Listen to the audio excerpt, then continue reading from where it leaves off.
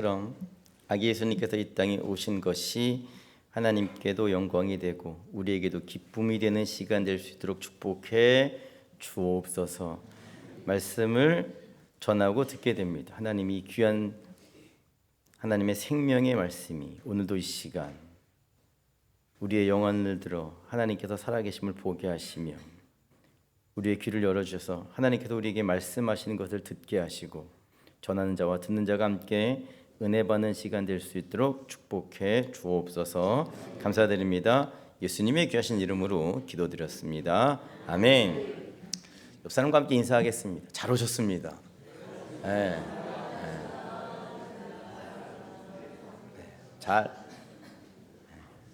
잘 오셨습니다. 열왕기상 1장 다 잊어먹으셨을 테니까 정리를 좀 해볼까요? 다윗이 하나님께로 다시금 되돌아갈 때가 되었다. 그게 1장 1절에 나오는데 이불을 덮어도 따뜻하지 않았다 이렇게 나옵니다. 1장 1절에 보니까 다윗이 하나님께로 돌아갈 때가 되어서 이불을 덮어도 몸에 온기가 없었구나. 하나님께로 되돌아갈 때가 되었구나. 근데 문제가 뭐였다고요? 하나님께로 되돌아갈 때가 되었음에도 불구하고 그 다음 후계자, 그 다음 다윗을 이어서 왕이 될 자를 선택하지 않았다라는 겁니다.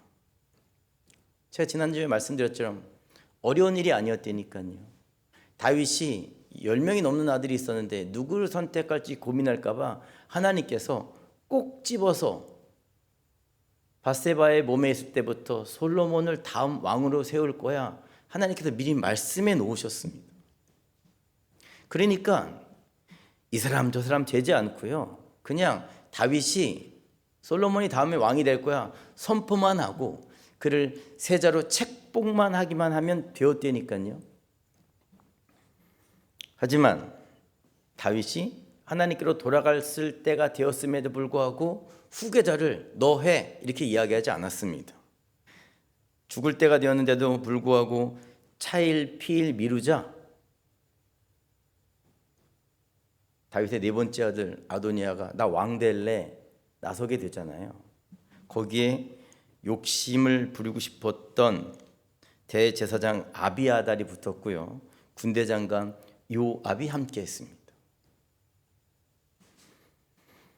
반대편에 솔로몬이 있었고요. 솔로몬 편에는 제사장 사독, 선지자 나단, 그리고 다윗의 호위대장이었던 분하야가 함께 붙었습니다.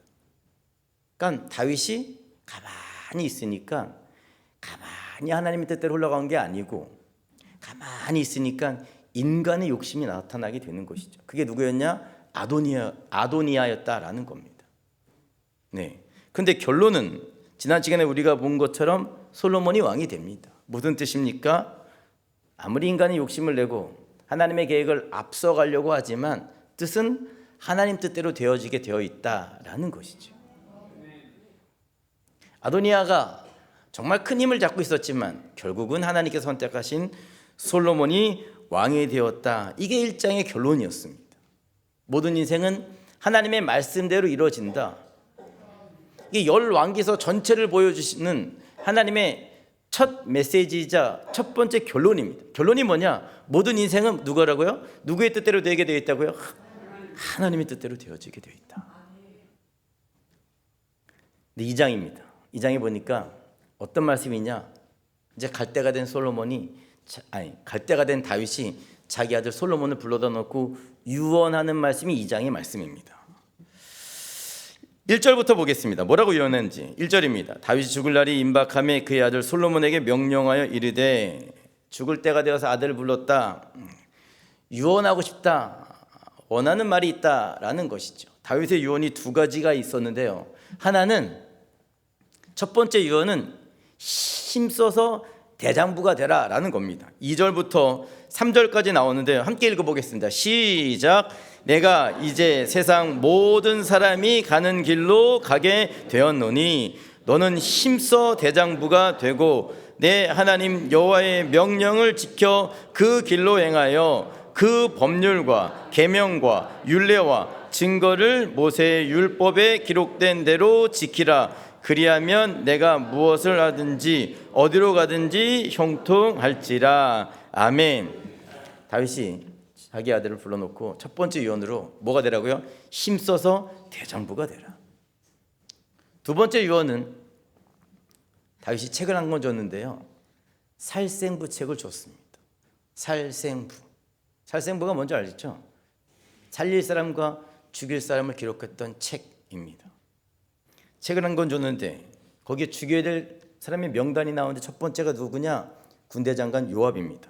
5절부터 6절입니다. 함께 읽어보겠습니다. 시작. 수르의 아들 요압이 내게 행한 일, 곧 이스라엘 군대의 두 사령관 넬의 아들 아브넬과 예델의 아들 아마시아에게 행한 일을 내가 알거니와 그가 그들을 죽여 태평시대에 전쟁의 피를 흘리고 전쟁의 피를 자기의 허리에 띤 띠와 발에 신은 신에 묻혔으니 내 지혜대로 행하여 그의 백발이 평안히 수월에 내려가지 못하게 하라. 아멘. 군대장관 요압을 처단하라고 했는데요, 무섭게 맨 마지막에 뭐라고요? 그의 백발이 평안히 수월에 내려가지 못하게 하라. 수명대로 살다가 죽게 하지 말라라는 것이죠. 하나님이 부르실 때까지 가만히 두지 말라라는 겁니다. 다른 말로 너는 군대장관 요압을 처형하라라는 겁니다. 요압을 처형하라고 했고요. 두 번째 누구를 죽이라고 했냐면 8절과 9절에 나옵니다.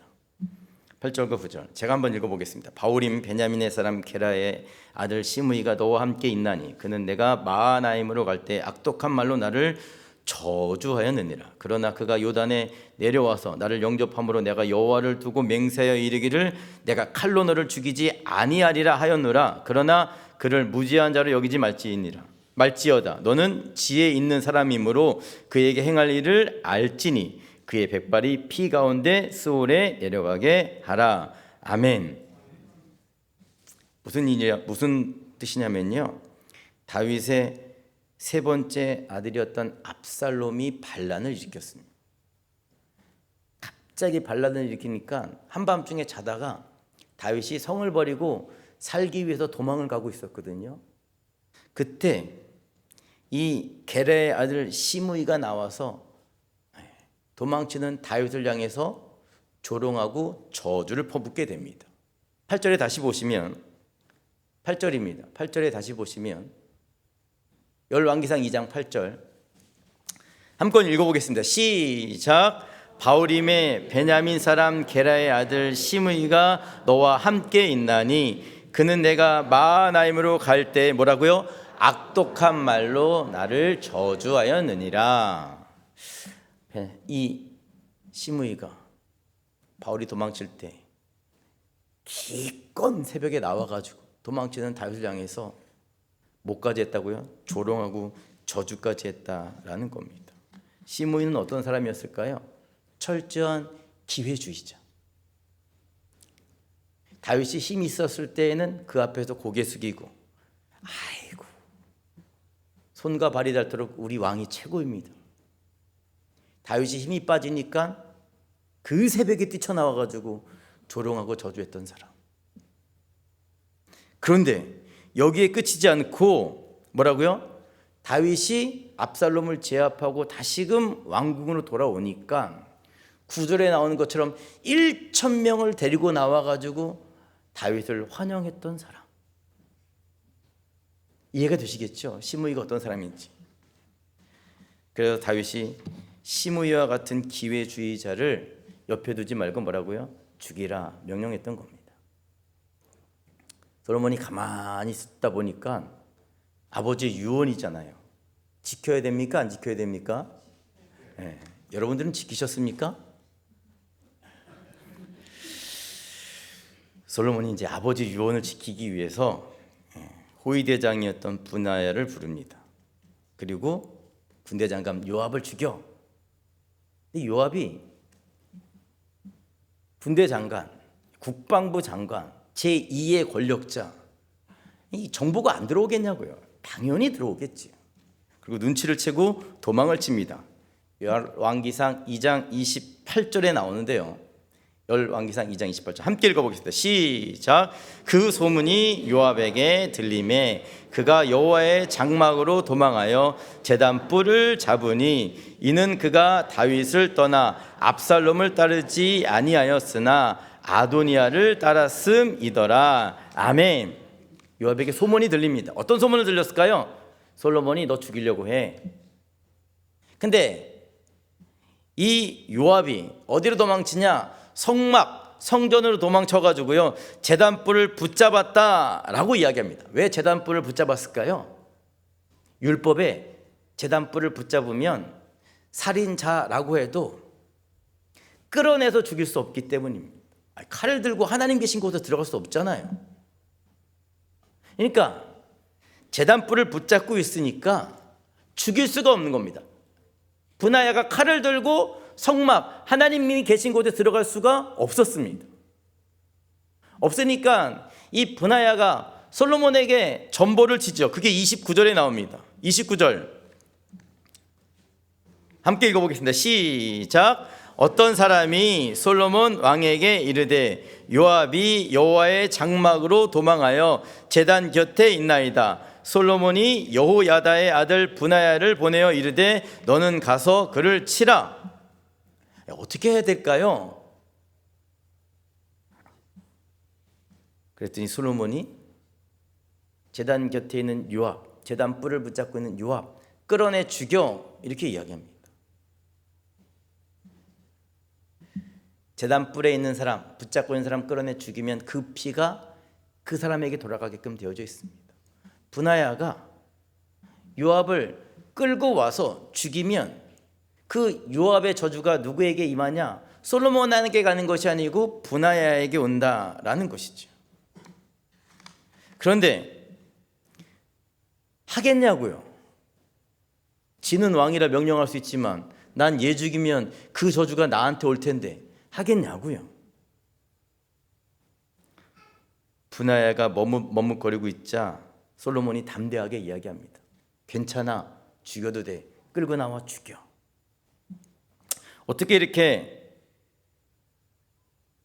요압을 끌고 나와 담대하게 죽이라고 이야기할 수 있었을까? 오늘 성경에 보니까 다윗이 뭐라고 얘기합니까? 솔로몬에게 너는 지혜 있는 자다, 이렇게 이야기합니다. 다시 말해서 똑똑했다라는 뜻이 아니고요, 하나님의 말씀을 많이 알고 있었다라는 것이죠. 솔로몬은요 하나님의 말씀을 잘 알고 있었는데요, 제단뿔을 붙잡는 사람 가운데 누구를 살려주고 누구를 죽이라 라고 했냐면 제단뿔을 붙잡고 있는 사람들 가운데 실수나 정당방위로 사람을 죽인 사람이 제단에 가서 뿔을 붙잡고 있으면 살려주라고 했고요, 고의 일부러 사람을 죽인 자는 절대 용서해 주지 말라라고 이야기하고 있습니다. 그럼 요압은 어떤 사람이냐? 요압은 오늘 본문 5절에 나오는데요, 한번 읽어보겠습니다. 요압 5절입니다. 시작. 넬의 아들 아브넬과 예델의 아들 아마시아를 뭐라고요? 안 나옵니까? 네, 고의로 죽인 사람. 고의로.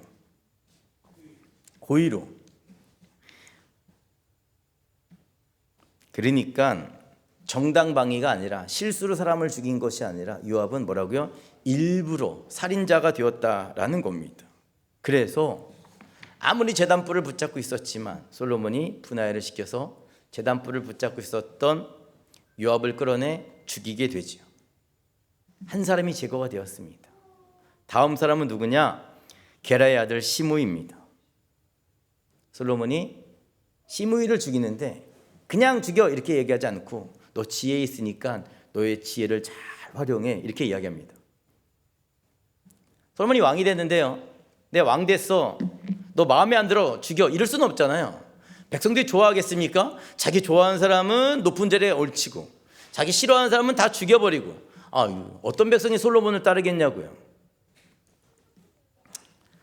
그래서 솔로몬이 어느 날 시므이를 조용히 부르죠. 그리고 이렇게 이야기하는데 뭐라고 얘기했냐? 열왕기상 2장 36절 37절에 나옵니다.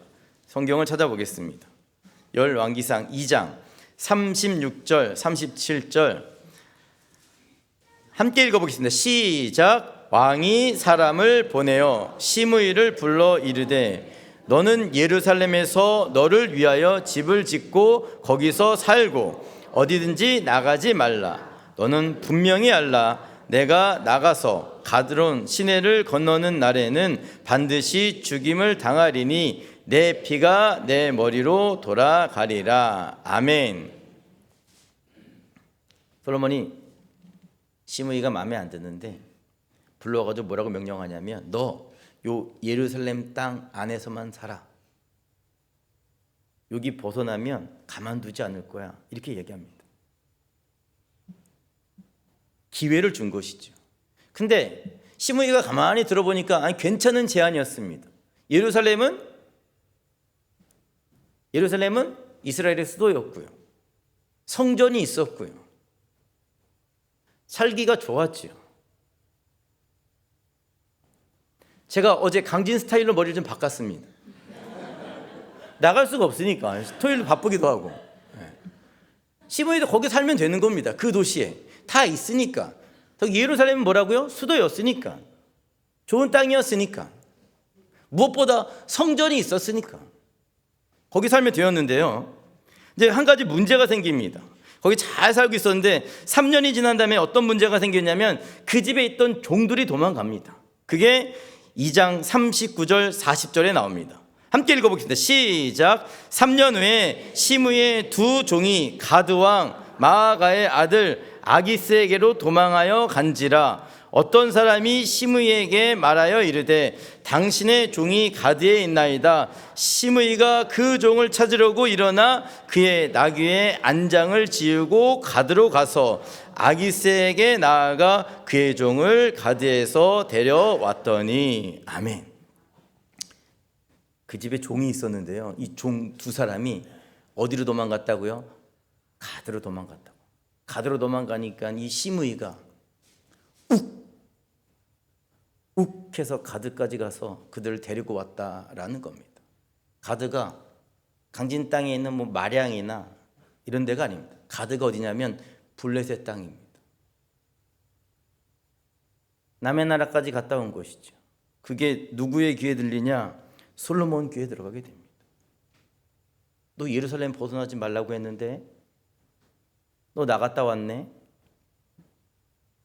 그리고 시므이를 약속대로 처형하게 되죠. 아버지 유언에 따라 솔로몬이 군대장관 요압을 처형했고요. 아버지 유언에 따라 솔로몬이 기회주의자였던 시므이를 처단하게 됩니다. 살생부에 기록되어졌던 두 사람을 제거했습니다. 솔로몬이 아버지의 유언 두 가지 중에 한 가지를 이제 해결했습니다. 나머지 하나가 뭡니까? 힘써 대장부가 되라. 힘써 대장부가 되라. 오늘 보면 2절과 3절에 나옵니다. 2절과 3절에 솔로몬이 죽기 전에 너는 힘써 대장부가 되라 라고 이야기합니다. 2절과 3절 말씀 보겠습니다. 시작. 내가 이제 세상 모든 사람이 가는 길로 가게 되었노니 너는 힘써 대장부가 되고 내 하나님 여호와의 명령을 지켜 그 길로 행하여 그 법률과 계명과 율례와 증거를 모세의 율법에 기록된 대로 지키라. 그리하면 내가 무엇을 하든지 어디로 가든지 형통하리라. 아멘. 여기에는요 명령과 동시에 약속이 있습니다. 힘써 대장부가 되라. 이건 아버지 다윗이 솔로몬에게 했던 명령입니다. 명령, 유언 지켜야 되는 것이죠. 힘써 대장부가 돼. 이건 명령이 아니잖아요. 아니, 내 삶이 형통하게 될 거야. 명령이 아니잖아요. 제가 여러분들에게 형통하십시오. 형통하게 되는 거 아니잖아요. 그렇잖아요. 전 여러분들이 형통하기를 바랍니다. 근데 형통은 누가 주시는 것이죠? 하나님이 해주시는 것이죠. 그러니까 힘써 대장부가 돼. 이건 다윗의 명령이었고요. 너가 힘써 대장부가 되면 하나님께서 약속하셨는데 하나님이 약속하셨는데 하나님께서 너를 형통케 하실 거야. 이건 약속이라는 겁니다. 약속. 힘써 대장부가 되는 것은 명령. 내가 형통한다는 것은 하나님의 약속. 하나님이 다윗에게 약속하셨습니다. 힘써 대장부가 되면 내 삶이 형통할 거야. 그걸 다윗이 자기 아들에게 유언으로 남기는 겁니다. 너가 힘써 대장부가 되면 하나님께서 나에게 약속하셨는데, 그리고 너에게 약속하셨는데 내 삶이 형통하게 된다라는 겁니다. 사랑하는 여러분, 힘써 대장부가 되시기를 주님의 이름으로 축원합니다. 그러면 여러분의 삶이 형통하게 될 줄로 믿습니다. 근데 힘써 대장부가 뭡니까? 대장부는 큰 남자 어른이라는 뜻입니다. 권사님들은 다시 태어나야 됩니다. 대장부가 될 수 없는 거예요. 여자가 어떻게 대장부가 되겠냐고요. 물론 대장부 같으신 분들도 있지만, 그러니까 힘써 대장부가 된다라는 것은 큰 남자가 되라는 뜻은 분명히 아니겠죠. 오늘의 키워드가, 핵심 단어가 형통인데, 그럼 어떻게 우리의 삶이 형통할 수 있을까? 힘써 대장부가 되는 것인데, 그럼 성경에서 이야기하는 힘써 대장부가 되는 방법이 뭐냐? 그게 여호수아서 1장에 나옵니다. 여호수아서 1장으로 좀 찾아보겠습니다. 여호수아서 1장.